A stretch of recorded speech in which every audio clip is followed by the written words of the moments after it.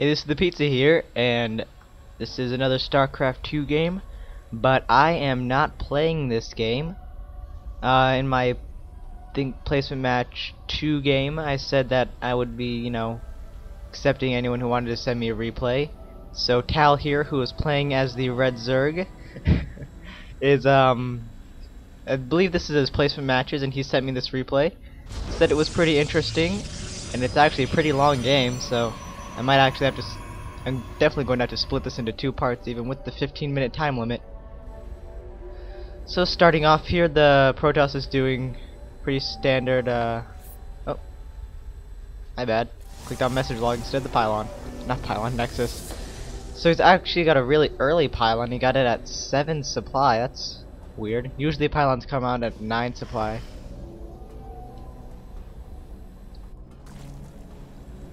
And so Tal here is still working on his drone production, and now he's starting to chrono boost some probes.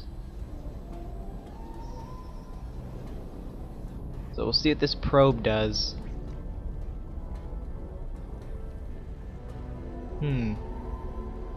Just skirting with the outside of the base here. Not normal scouting. And he sees that he's just getting his forge. Wait, forge? Is he doing a forge rush? Aw, he's gonna build cannons here.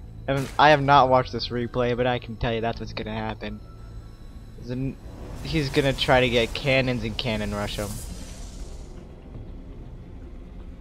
Now that the forge is done, we should start seeing some cannons to be placed as soon as he gets 150 minerals. Yep, there it is. Ah, man. I actually have not tried this strategy, and I don't plan to because it puts you really far behind if it doesn't work. Like, if it does not contain your enemy, it's just a huge setback. So he already got his spawning pool, and he sees the cannons going up. So he knows he's got to act fast before the cannons can contain him. And it probably would have been better to put the cannons maybe down here at the bottom of his ramp, so he couldn't get as easy of a surround on them. Because with Zerglings surrounding a cannon, they'll go down real fast. But if you put them at the bottom of a ramp and do a wall, then you can't surround the cannons. So he's got a queen out.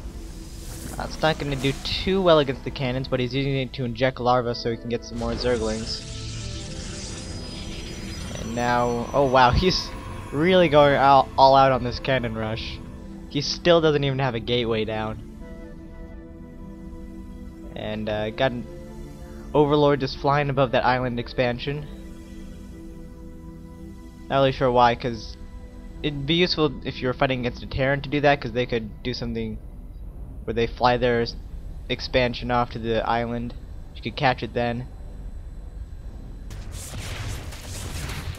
So yeah, he's really going all out on this cannon push. Oh, denied. He's got a lot of cannons in his base, and he's just not gonna stop. Wow, this is like mega cheese. For anyone who doesn't know, cheese in StarCraft is when someone tries an unorthodox build that, if it fails, will most likely result in them being either very far behind or outright losing, like a cannon rush.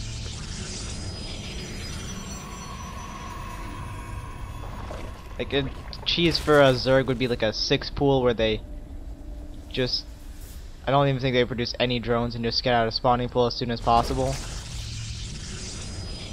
And so if it fails and the initial Zergling rush doesn't do some serious damage, then they'll be really far behind in the economy because they'll have had no drones.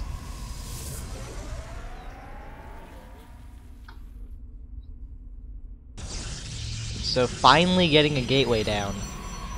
It's about time. And not getting any research. Let's look at the production. Getting lair tech here. Do those spine crawlers outrange the cannons? 7. No, they have the exact same range.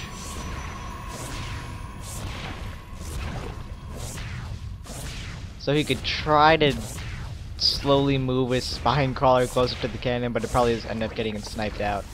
So getting a spire down. Not sure Mutalisks are the best choice against cannons, because Mutalisks are pretty weak. They're not the toughest unit.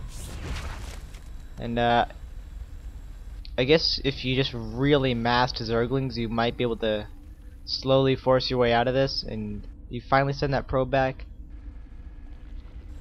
Yeah, but I think he's just setting another one up.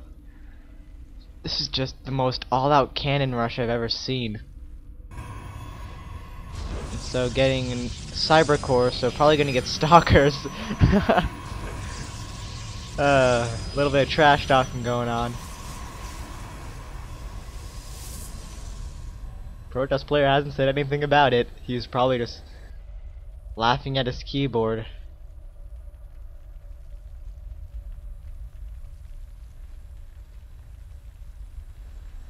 So spires take forever to build, and it's almost done though.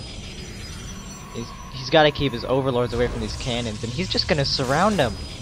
Wow, he's actually gonna try to surround the entire base in cannons.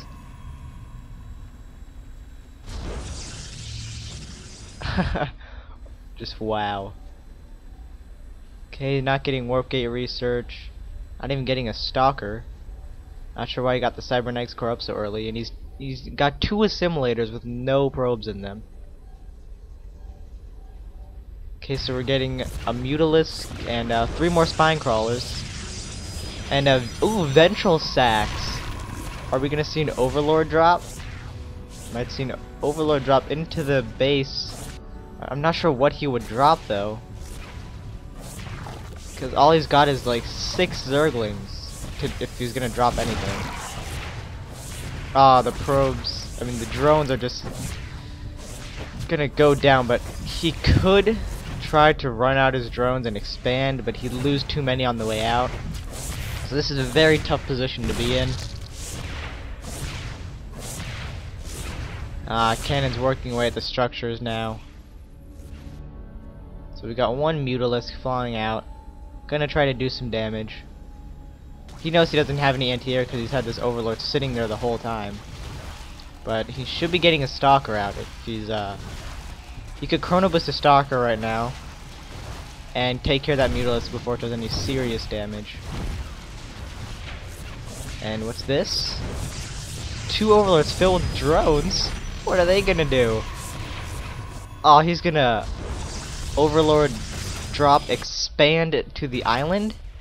Yes he is, he's got those overlords set to go to the island expansion, and he's gonna basically move his main base over here away from where the Protoss can reach him, because the Protoss doesn't have any way of getting over to that expansion right now, and he's done some serious economic damage with that 1 Mutalisk.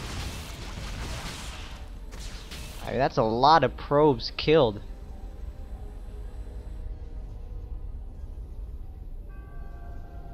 I'm surprised he was able to tech up so much with these cannons surrounding his base, but now he's gonna have to rebuild everything, because there goes the spawning pool bleeding away.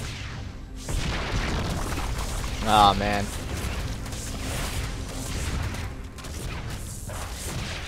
So yep, he's gonna drone drop onto the island and rebuild his base here. So this player may have seen those overlords leaving the base, but probably did not know they were filled with drones and thinks it's GG. But he doesn't know that he's already got an expansion up and running here, and he's only got 2 stalkers for an army. And as soon as he gets a spire, which I'm assuming is what he's going to try to do, get a spire up here, mass some mutas, fly over here, and just destroy this pitiful force.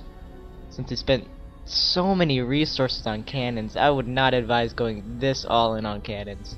Because think about how many resources that is. It's 150 minerals per cannon. It's 1, 2, 3, 4, 5, 6, 7.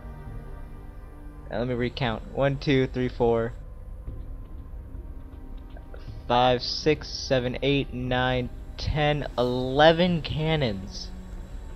That's over 3 3,000! No, that's not over 3,000, I'm sorry. That's over 1,500. That's 1,650 minerals. Ah, and yes, you set those drones to get the gas because mutas are pretty gas heavy. So he sent the drones out to get some early gas so he could get those mutalisks ASAP. Training some more drones. I'm expecting the spire to go down any second. Well, after the spawning pool, of course. And now he's going to build some photon cannons to defend his mineral line. So now these photon cannons are just a serious waste of resources because they're not doing anything. They did not contain him. They did do serious economic damage, but they did not contain. And that's what the main goal is. All it takes is that one little gap in the defenses, and you can break out. So, this player still is not getting hardly any units, but they are getting a Stargate. He knows he's expanded to the island, because he did not see anything leaving out this way, going into the natural, so he knows he's expanded to the island now. He's gonna try to get some air units.